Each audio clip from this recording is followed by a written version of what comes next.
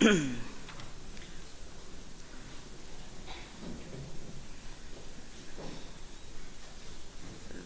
Honorable Members, President of the Republic of India, His Excellency Ram Nath Kovind, and First Lady Savita Kovind, parliamentarians all, distinguished guests. It is my pleasure to welcome the Honorable President of the Republic of India.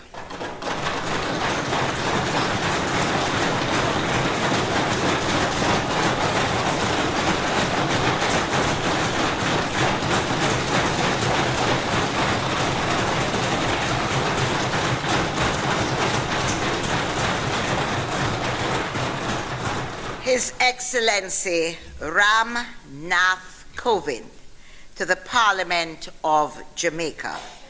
And we're very happy that First Lady is also present with us.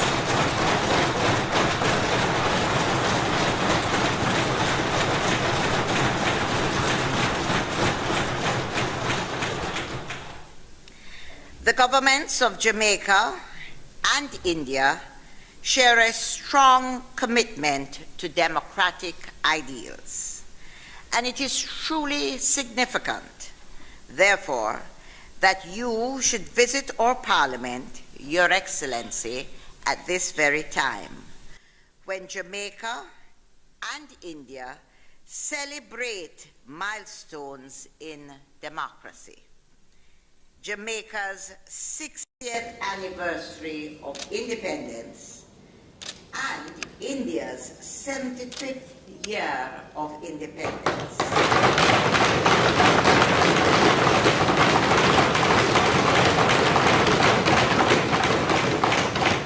As well as the 60th anniversary of the establishment of diplomatic relations between our two countries.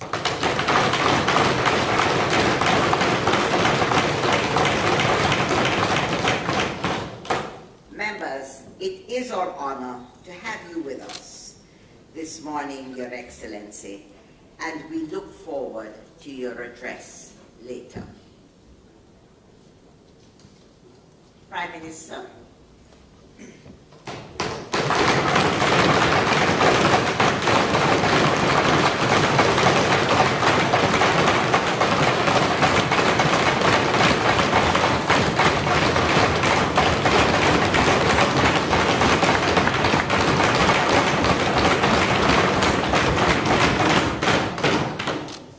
The Honorable Ram Nath Kovind, President of the Republic of India.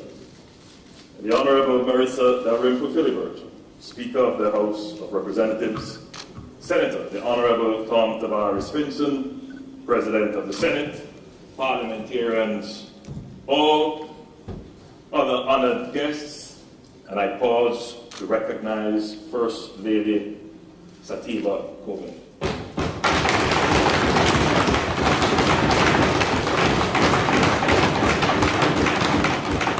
Distinguished ladies and gentlemen, it is our privilege to host the Honorable Ram Nath Kovind, President of the Republic of India, on his official visit to Jamaica. Shri Kovind, Namaste.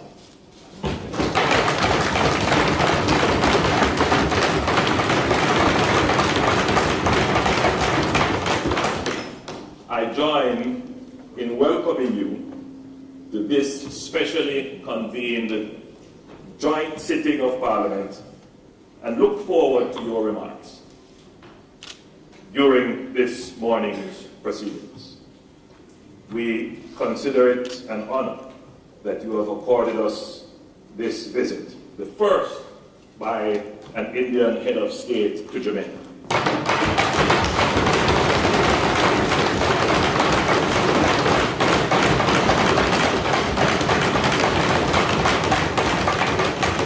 Your presence is an important acknowledgement of the strength and depth of the Jamaica-India relationship.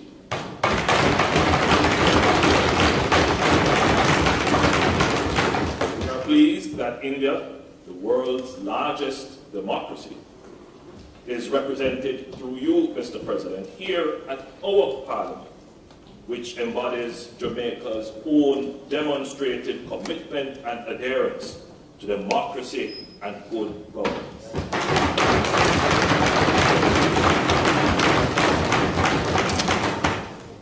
Madam Speaker, as you had mentioned, Jamaica and India established diplomatic relations on the 12th of August 1962.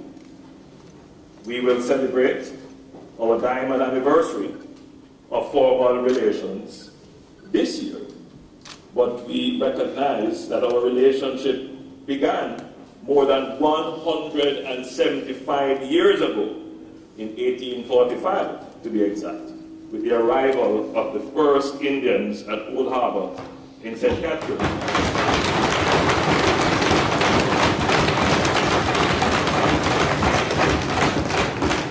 St. Catherine, Excellency, being my own parish of birth, and I do claim some Indian heritage.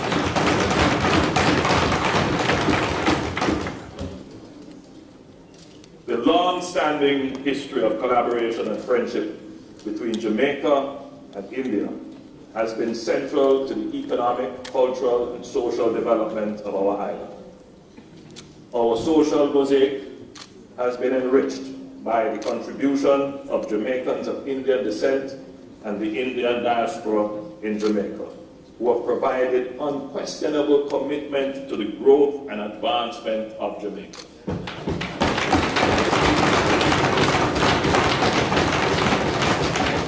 It has been a testament to our inclusive reality, as evidenced in our national motto, out of many one people. I take the opportunity to again place on record the deep appreciation of the government and the people of Jamaica for the invaluable support provided by the government and people of India towards Jamaica's COVID-19 vaccination efforts.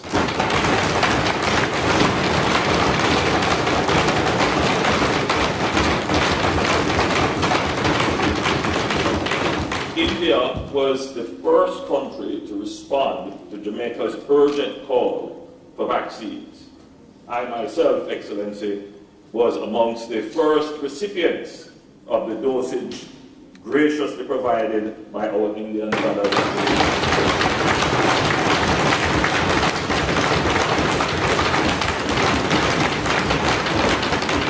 This fraternal and much needed support will long be remembered.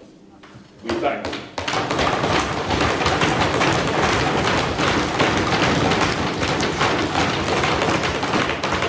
We have been beneficiaries of Indian know-how through courses and scholarships to build our human capacity and improve our knowledge base. There's also been significant support towards community development, including the approval by the Indian authorities in 2021 of a grant of US $1 million for the Kingston Town Development Project.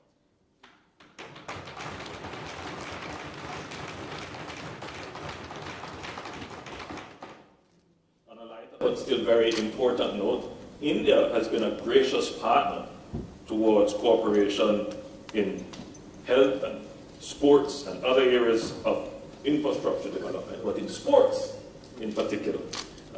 We make special note of India's contribution to development of cricket in Jamaica.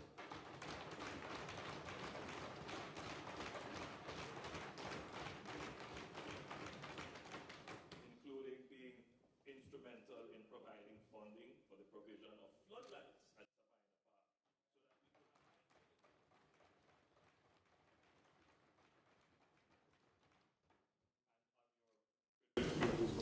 Excellency, you also provided gears for some of our cricketers.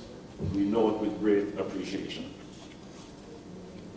These and other tangible ways in which India has demonstrated its support to Jamaica are also indicative of a commitment to South-South cooperation.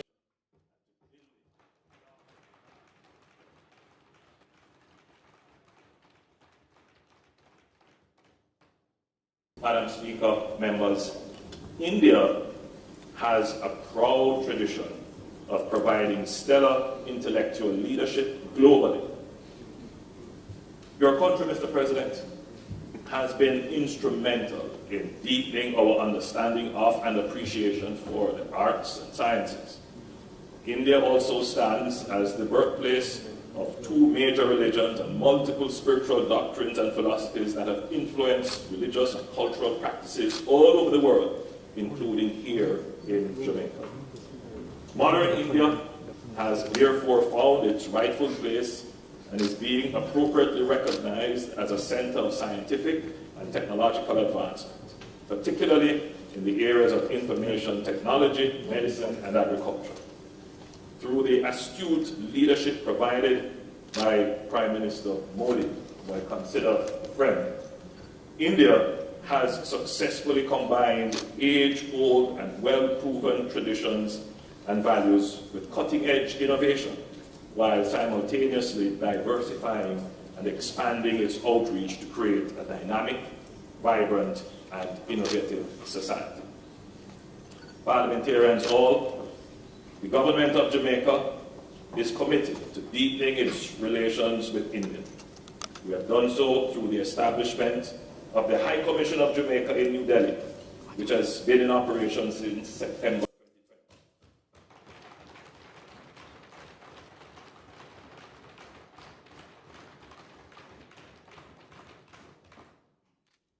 Excellency, I give you the assurance that I will personally be in India to officially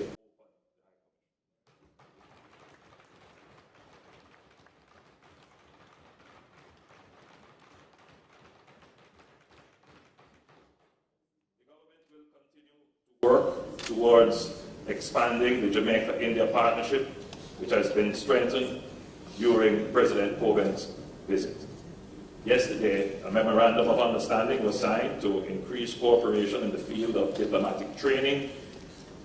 This will add to the important capacity-building initiatives already being offered by India to Jamaica. We look forward to broadening our engagement at the multilateral level on issues of critical development importance, in particular climate change. Mr. President, during your historic visit, a section of Tower Street between Church Street and Lower South Camp Road was renamed in honor of Dr. B.R.D. Ambedkar. Dr. Ambedkar was a leading activist and social reformer, a messiah for the downtrodden. Ambedkar continuously fought for the eradication of caste-based discrimination that had fragmented Indian society. You have compared him, Excellency, to our own Marcus Garvey.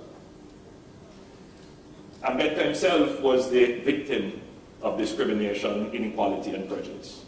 However, fighting against all odds, he received higher education, becoming the first ever from his community to do so. After completing his studies, he launched himself politically, fighting for the rights of the depressed classes and against the inequality practiced in the society. Academically trained as a jurist, he went on to become the first law minister of Free India and the chief architect of the Constitution.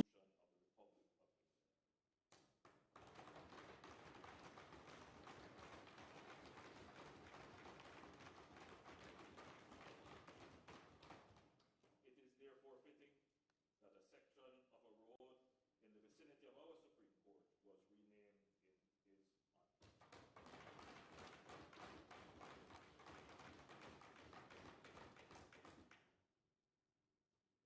honor. It would be clear from your visit that our two countries have much in common, including our membership and work in the Commonwealth. And we will commit as partners to work to the building of the Commonwealth. So, Mr. President, I thank you once again for visiting Jamaica. We trust that during your time here, you have been able to enjoy some of our local sites and flavors of Jamaica. As you return to your incredible country, please take back with you fond memories of the time you have spent with us. Please pass on to Prime Minister Modi our highest regards and respect.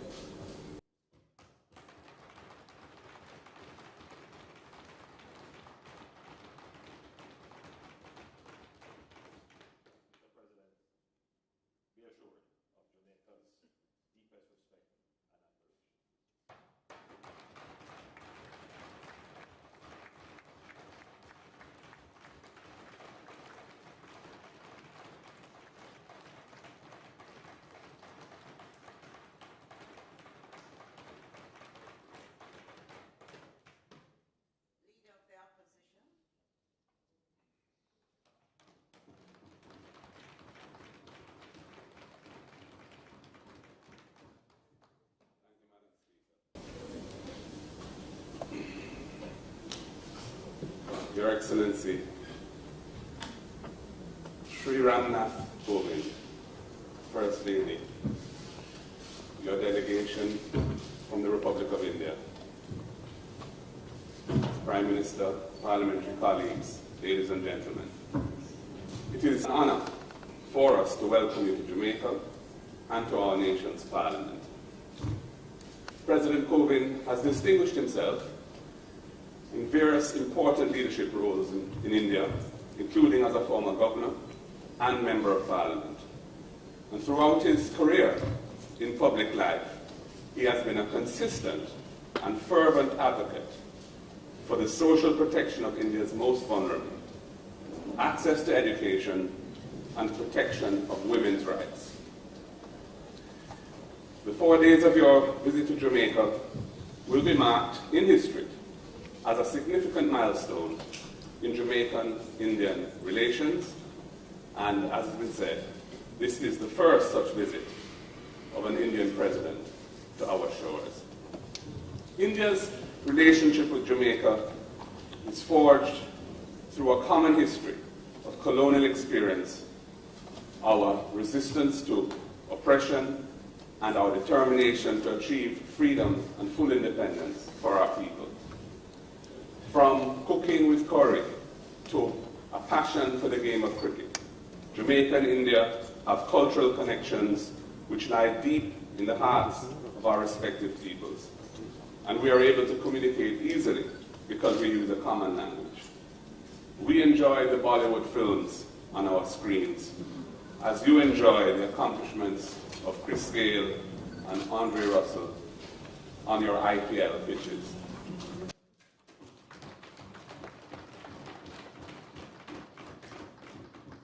Our shared historic experiences have also resulted in our nations having in common many foundational characteristics, including commitment to the rule of law, a democratic system of government, the protection of human rights, and our membership of the Commonwealth. In international affairs, Jamaica and India were leaders in the international struggle to end the apartheid system in South Africa.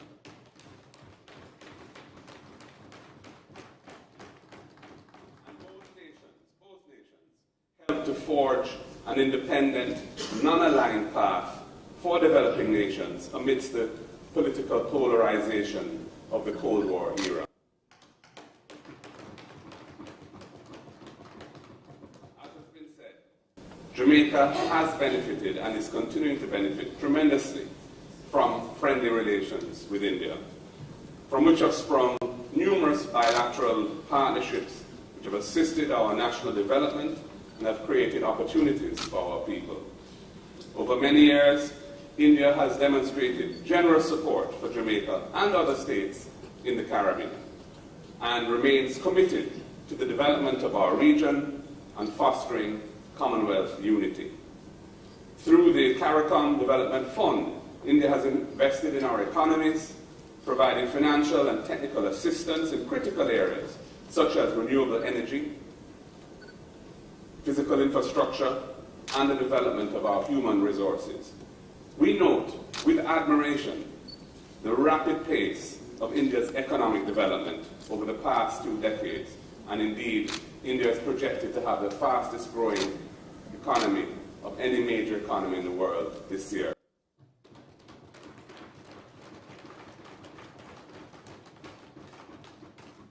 India's emergence as a world leader in diverse industries such as pharmaceuticals, computer and technology, and global outsourcing activities is remarkable.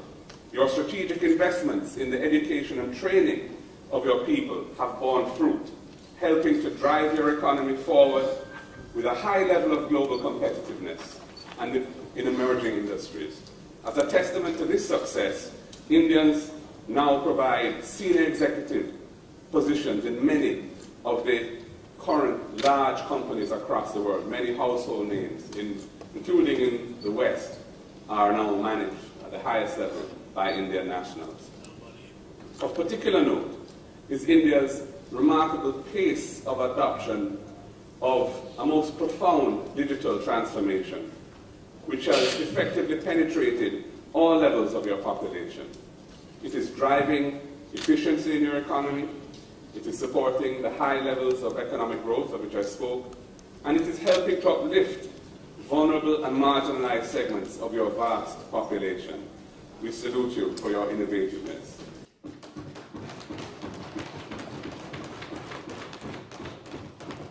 As has been said, during the COVID-19 pandemic, India aided Jamaica and other countries in our region by generously donating the first batch of vaccines to become available to us. And Prime Minister may have mentioned that he and I actually got vaccinated at the same place at more or less the same time, and tried to set a tone for the nation as a whole in embracing vaccination. India's vital gift has helped to lay the foundation for our recovery from the ravages of this pandemic, and it underscores the importance of long-standing relationships based on mutual respect, collaboration, and cooperation. The world is witnessing the emergence of a new set of challenges, including climate change, food insecurity, high inflation, and these are threatening to wreak havoc on developing nations like ours and are exacerbating the underlying inequities around the world. It is a time when mature and tested relationships like that enjoyed between India and Jamaica will be vital in finding ways to overcome these serious global challenges. I'm confident that Jamaica and India will remain close partners as we navigate these increasingly complex global issues. Mr. President, I look forward to productive dialogue during your visit and hope that throughout your stay here, we will have meaningfully demonstrated our nation's respect, appreciation, and gratitude for your great nation. Once again, Mr. President, we welcome you and your delegation to Jamaica and to our Parliament. Thank you.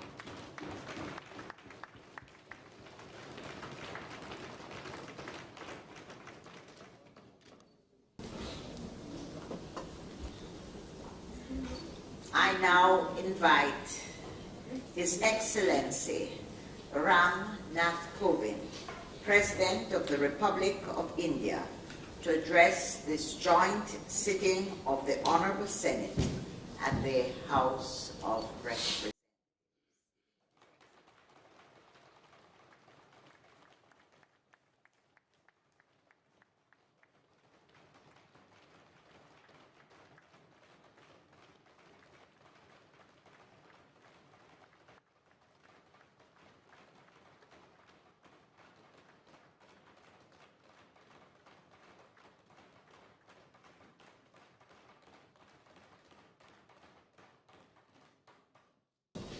Thank you.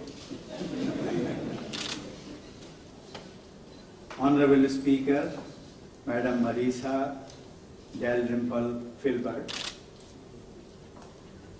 Honorable President of the Senate, Mr. Thomas Tabris Finson,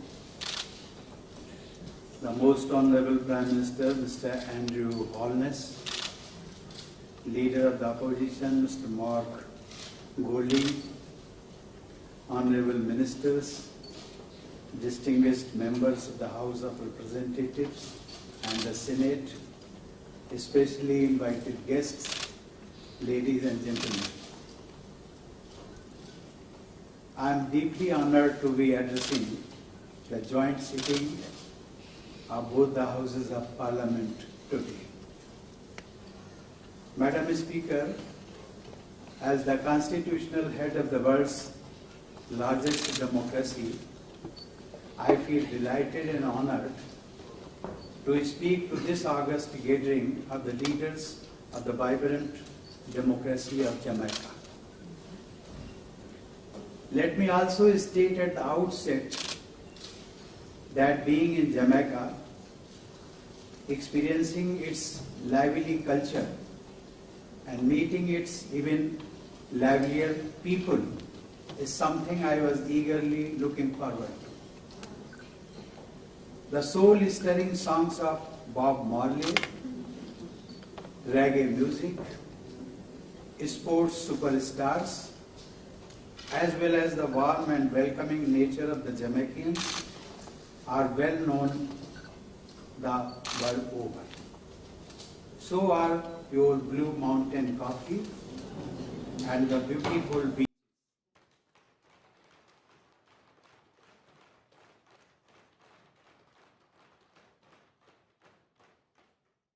Madam Speaker, 15,000 kilometers away from India, I feel very much at home.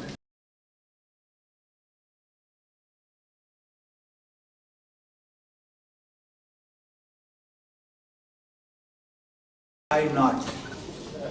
When this House has many distinguished members with Indian.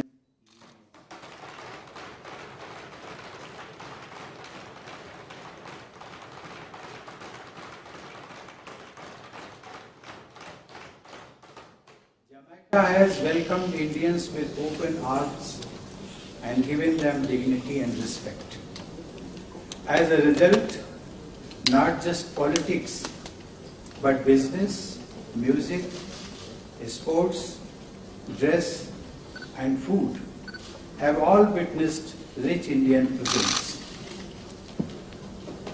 Madam Speaker, I brought with me from India a sandalwood sapling and I planted it at the India-Jamaica Friendship Garden in the Hope Botanical Garden yesterday.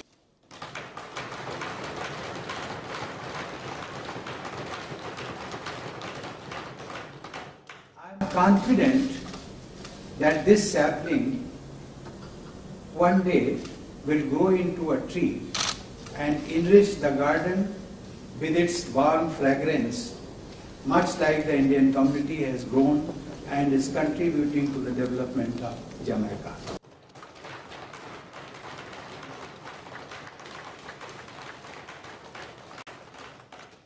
And yet, it is not only the Indian diaspora and the cultural bonds that bring our two countries together, but our belief in democracy and liberty also binds us together.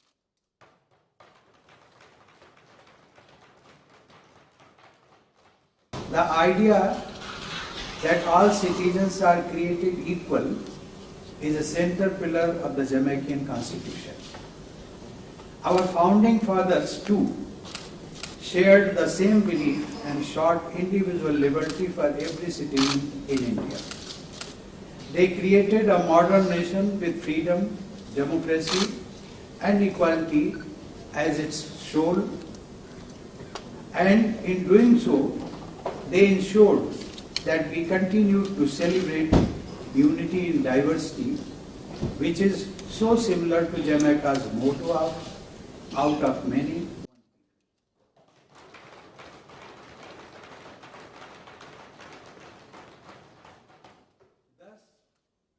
stand here today not only as a visiting head of a state, but as a representative of a fellow nation with a shared tradition. Madam Speaker, yesterday I began my visit with paying my obeisance at the memorial of the Right Excellent Marcus Garvey. His pioneering leadership against injustice and discrimination has inspired generations across the globe, giving dignity and a better life to millions. Members and friends, in India, Dr. Babasaheb Ambedkar, revered by the people, dedicated himself for the uplift of the downtrodden and eradication of social evils. He introduced the provisions for social empowerment in the Constitution and was rightly called the architect of the Indian Constitution. I feel grateful for the gesture of Jamaican government to name an avenue in Kingston after Dr. Ambedkar, which I inaugurated yesterday.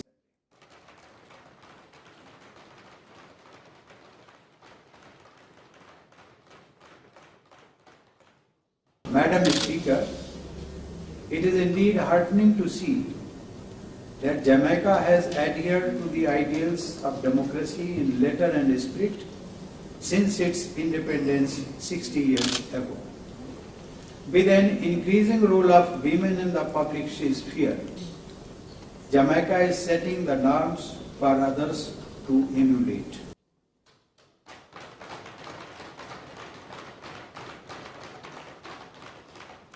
I would like to congratulate Jamaica for setting an example by appointing a female Chief of Defence.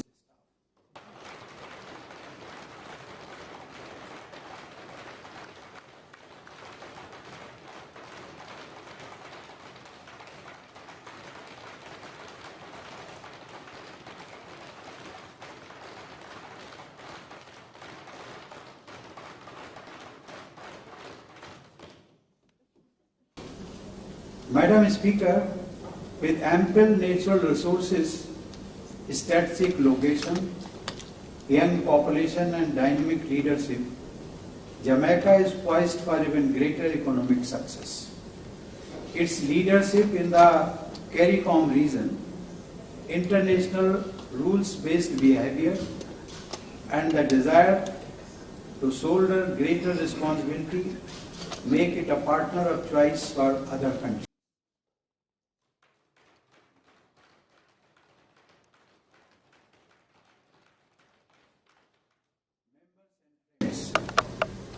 As the world recovers from the COVID-19 crisis, India is projected to grow at the fastest rate among all the major economies.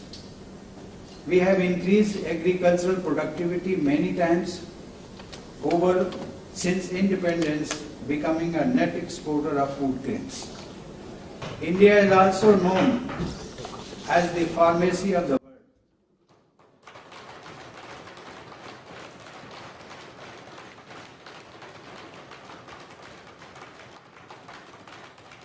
Manufacturing quality medicines and vaccines at affordable costs.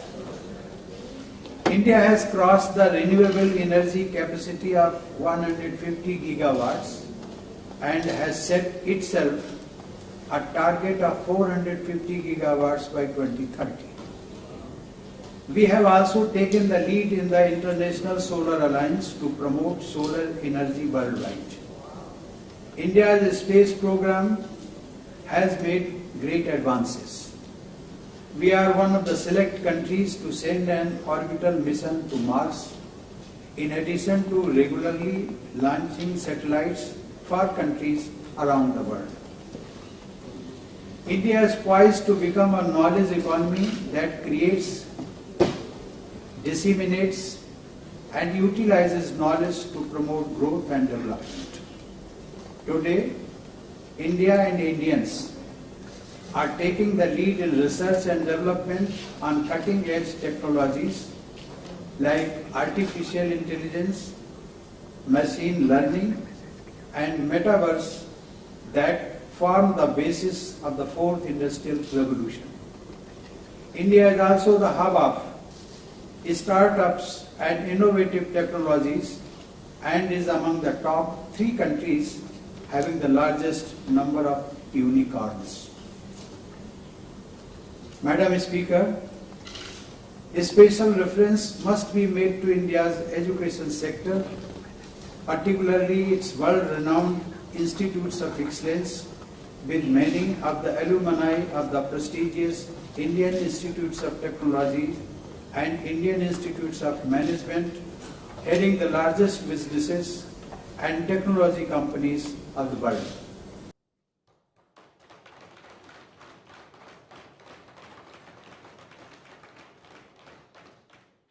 Under our National Education Policy released in 2020, India is planning to start new Indian Institutes of Technology abroad. I am happy that Jamaica is one of the first countries to express interest in hosting an Indian Institute of Technology.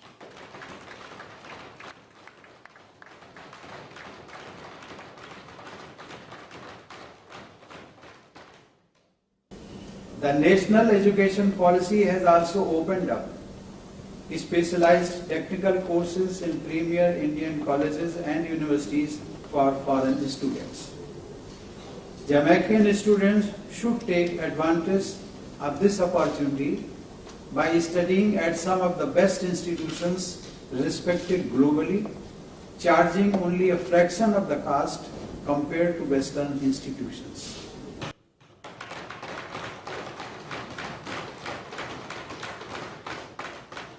Members and friends, the motto of Sabka Saath, Sabka Vikas, Sabka Vishwas, Sabka Prayas is our vision of the nation with an inclusive model of development covering every citizen.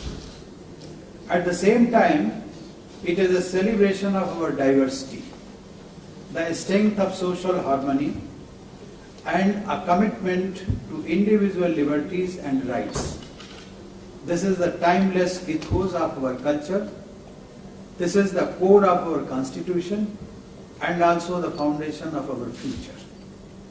Madam Speaker, India's abiding faith in the ideal of Vasudhaiva Kutumbakam, which means the world is one family, reflects our eternal values.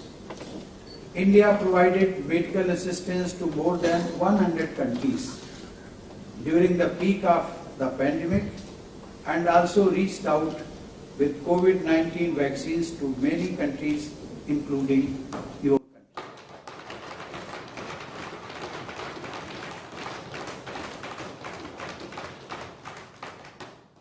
Madam Speaker, Jamaica's strategic position in the vicinity of some of the largest global economies and its talented pool of English-speaking youth provide it with an excellent opportunities to become a knowledge highway and benefit from the fourth industrial revolution.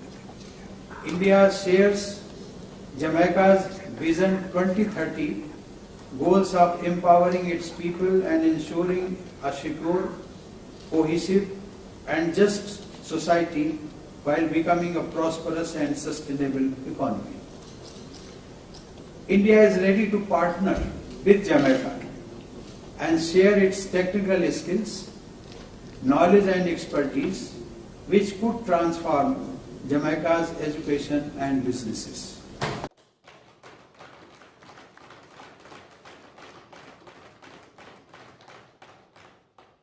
Top Jamaican businesses already source software and take backroom technical support from technology companies based in India. India and Jamaica are already cooperating under the International Solar Alliance for reducing the carbon footprint. There is also great potential for partnering in the railways and the agricultural sectors, which are among India's strength.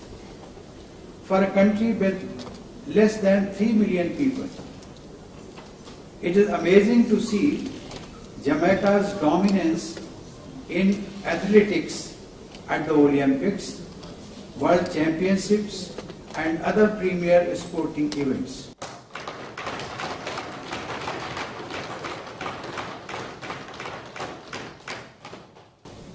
Sometimes we feel jealous of you. Madam Speaker, you will find India turning to you to learn the lessons in sports and athletics. In music and entertainment, cross-pollination will enrich the entertainment industries in both the countries. Also, in hospitality and tourism, there is a great scope for cooperation and mutual learning.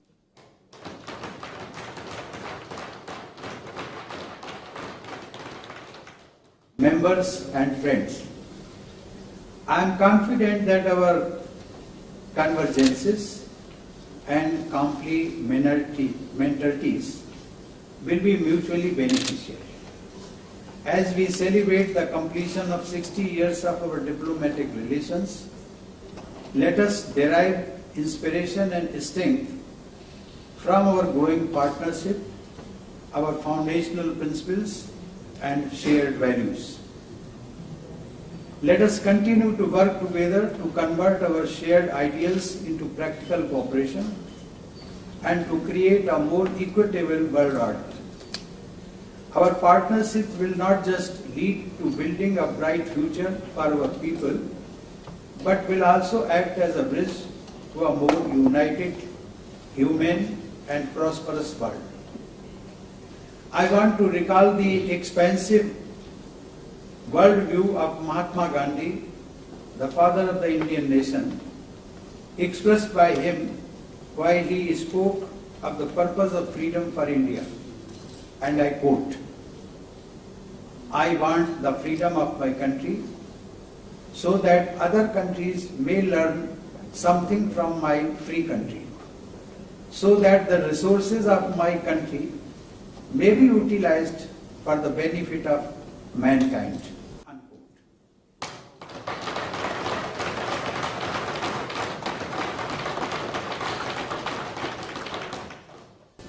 With these words, I thank Madam Speaker for giving me an opportunity to address this august House. It was a pleasure to share my thoughts with you all. I wish that the people of our great democracies reach new heights of friendship, cooperation, and prosperity. Thank you.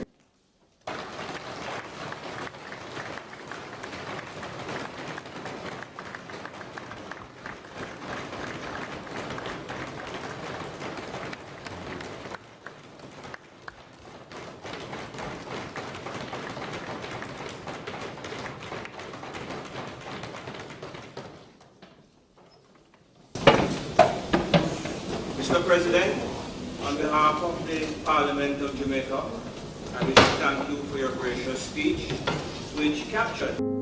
Like, share and subscribe Prime Samachar.